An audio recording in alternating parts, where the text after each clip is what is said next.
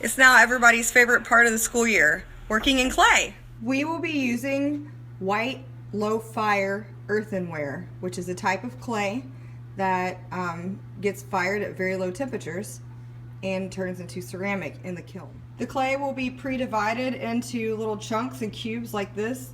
You will start with one, and you need to make sure that it does not dry out.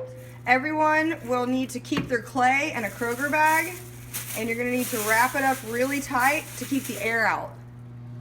When the air hits the clay, over time it starts to get dried out and it becomes what we call bone dry, like this, and you can see it also will sometimes crack. This is clay that's still not completely dry. Notice the difference in their colors.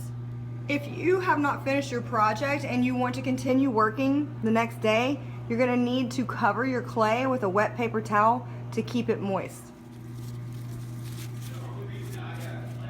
So just go to the sink, get a paper towel, get it wet, and make sure you drape your piece. That way you can continue working on it. Otherwise, when the clay gets really, really dry, you can't add any more to it because it's just too overdone. So at the end of class, you're going to need to take your clay that's wrapped up in the plastic Kroger bag and your piece that you've got the wet paper towel on, and you put it on the shelf that says clay projects.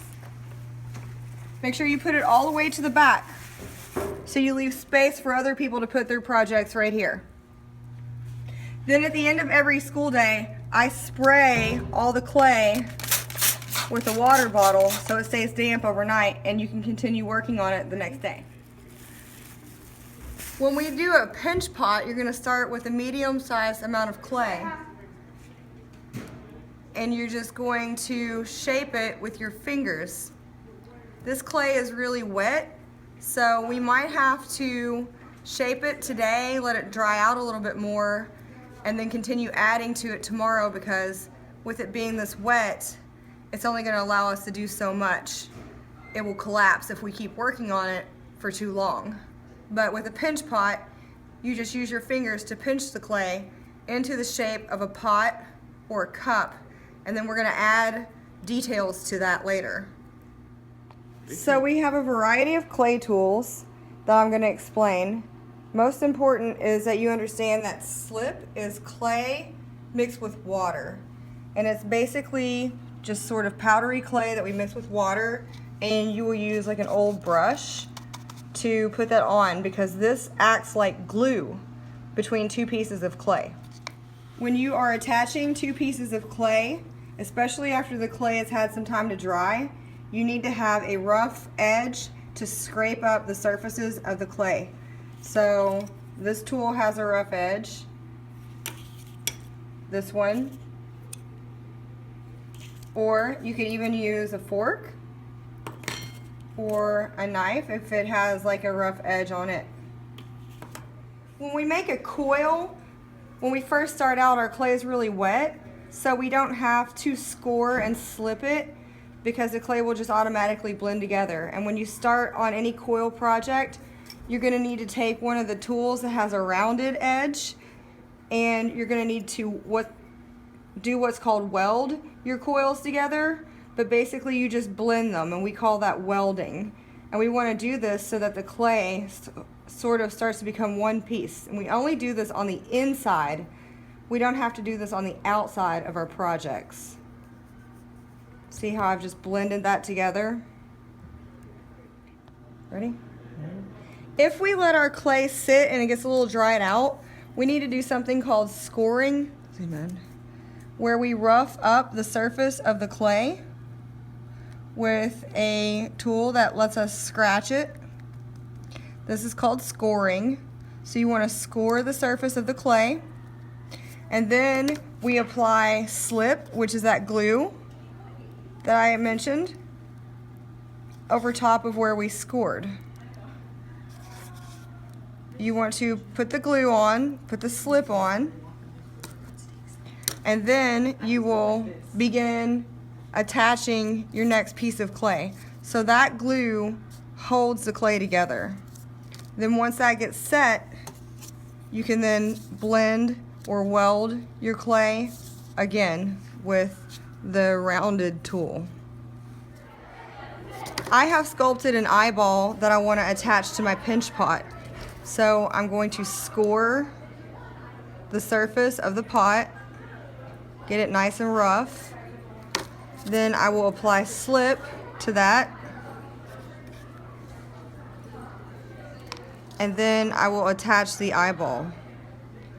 After I attach the eyeball, I'll go around the edges and try to blend the two surfaces together so that I know it's attached well. Once it dries a little bit more, I can go back and add more detail and define it with the clay tool. So again, these tools are rounded. They almost mimic the shape of your finger, and they're really good for blending around edges and for blending coils together. And once you get it attached well, then you could take your finger and you can start to smooth out where your clay attaches.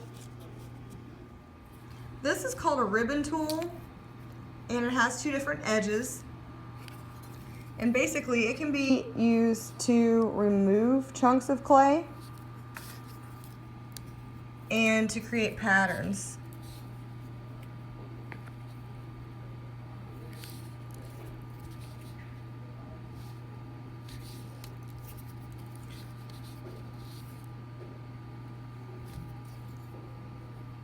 So that's the ribbon tool. I can also add details, and I can carve into the clay. So if I wanted to add more detail to this eyeball, I can just take the clay tool, kind of push, and then smooth out my edges. So now I have an indentation there for the eyeball. If I wanted to add texture to this thing,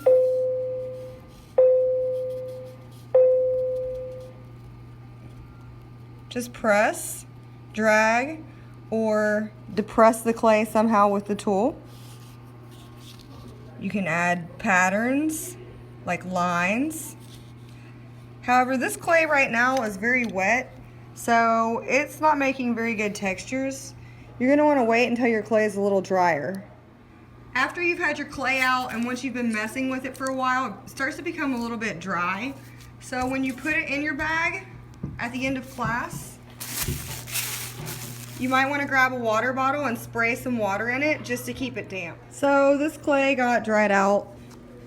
I'm just going to spray it a little bit with a water bottle and then wrap it up nice and tight, get all the air out, so that when I come back in tomorrow, my clay will still be workable. At the end of class, make sure that you grab all the clay tools and you're just going to put them back over here on the tables